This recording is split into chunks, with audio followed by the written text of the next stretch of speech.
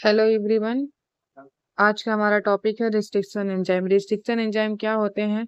यह डीएनए में कट लगाते हैं। इसे ही हम मॉलिक्यूलर टूल या फिर मॉलिक्यूलर सीजर के नाम से जानते हैं। रिस्ट्रिक्शन एंजाइम डीएनए में कट लगाते हैं। कट लगाने से क्या होगा? हम डीएनए में मैनिपुलेशन कर सकते हैं। उसमें कोई भी चेंजेस करना है तो वो हम कर सकते हैं।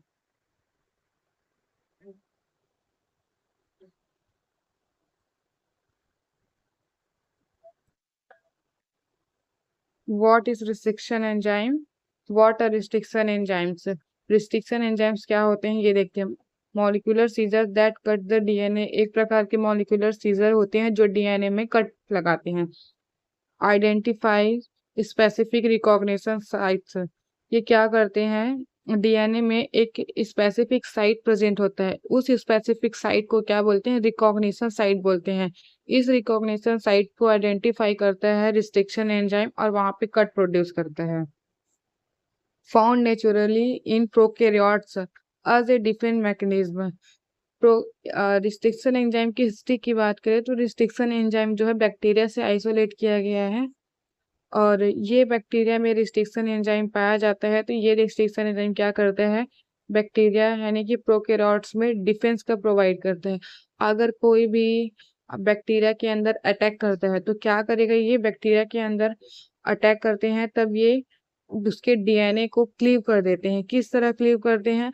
इनके पास जो सीक्वेंस होता है प्रोकैरियोट के डीएनए में मिथाइलेशन नहीं होता है।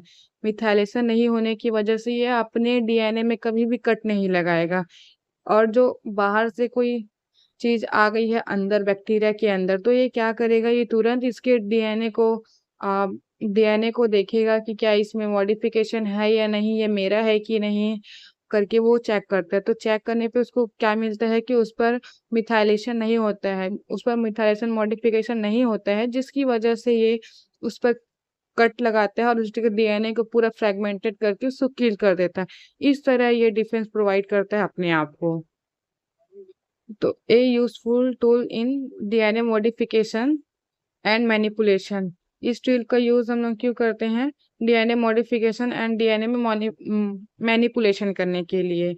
अभी मैं आपको बताइए, डीएनए में कट लगता है, अगर हमें डीएनए में कोई चेंज करना है, हमें कोई स्पेसिफिक सीक्वेंस इंसर्ट कराना है, तो हम क्या करेंगे? इस रिस्ट्रिक्शन एंजाइम का यूज कर हम डीएनए में कट लगाएंगे और कट लगाने के बाद हम अपने जो भी डिजायर सीक्वेंस है उसको इंसर्ट कराएंगे। तो इंसर्ट कराएंगे तब इसमें दो प्रकार से कट लगता है। रिस्ट्रिक्शन चेन दो प्रकार से कट लगाता है, स्टिकी स्टिकी और ब्लंट। तो ये दो प्रकार से कट लगाते हैं। आगे हम इसके टाइप्स को देखेंगे कि कैसे कट लगाता है ये।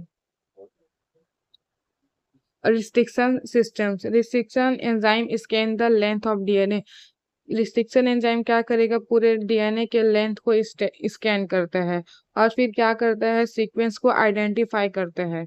Bind to DNA at restriction site, और क्या करेगा? डीएनए में प्रेजेंट रिस्ट्रिक्शन साइट से बाइंड कर लेगा। Makes a cut in the sugar phosphate bond, DNA में प्रेजेंट शुगर फास्फेट के बैकबोन है उसको कट करता है। Mg ion act as a cofactor in this process.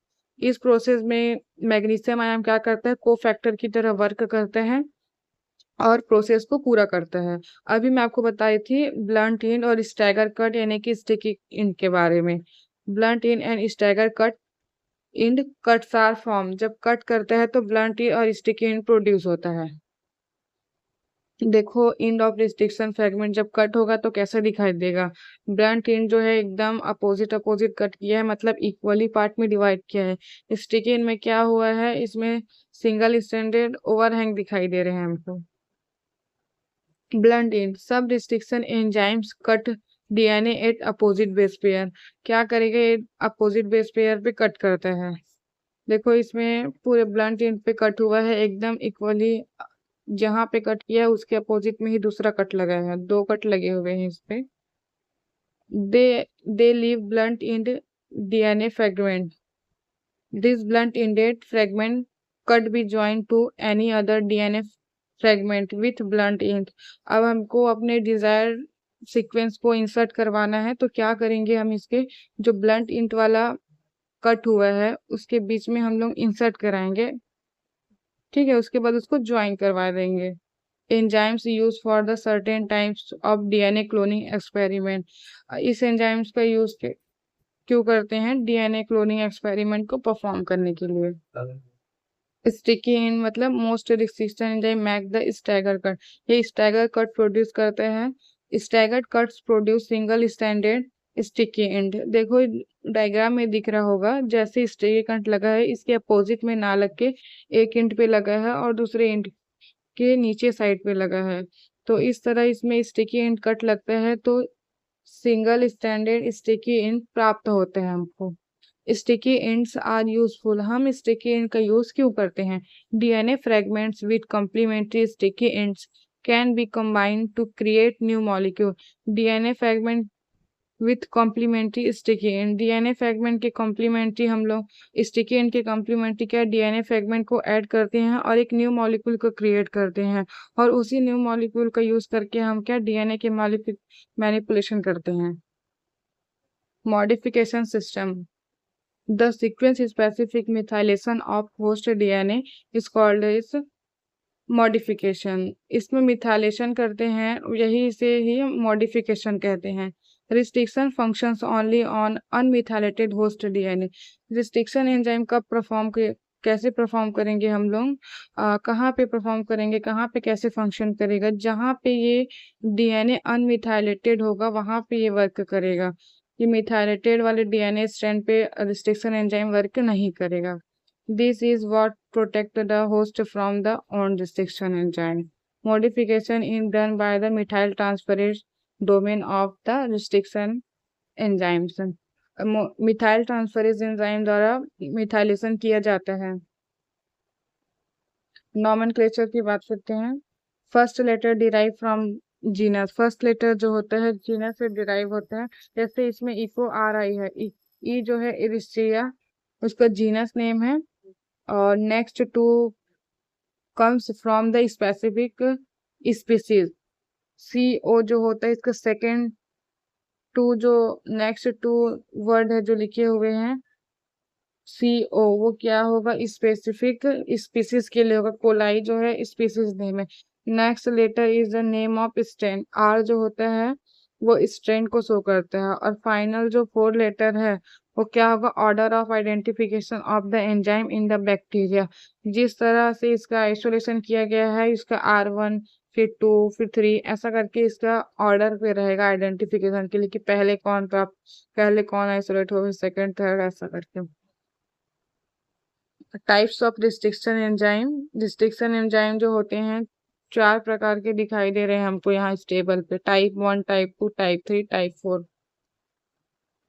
Type 1 endonuclease first to be identify by the Arber and Meselson. Arber and Meselson ने first endonuclease को identify किया गया था। एसिमेट्रिक रिकॉग्निशन सीक्वेंस प्रेजेंट होते हैं इसमें। Require the various cofactor include the Sam, ATP and magnesium. इसमें cofactor के रूप में एटीपी का यूज किया जाता है, मैग्नीशियम आयन का और सैम का। Single enzyme that perform restriction and modification function. Single enzyme क्या करेगा? रिस्ट्रिक्शन एंड मॉडिफिकेशन दोनों फंक्शन परफॉर्म करेंगे। कंटेंट 3 सब यूनिट को कंटेन करता है HSDS, HSDM और HSDR।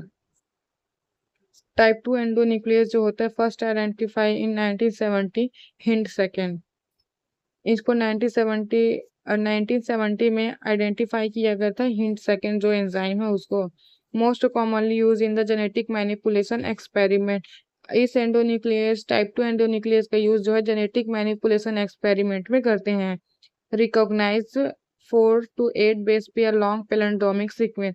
ये जो एंजाइम होता है 4 to 8 base pair long palindromic sequence को रिकॉग्नाइज करते हैं। Cleave with the recognition site. डी ये जो है एंजाइम डीएनए के रिकॉग्निशन साइट को ही क्लीव करता है।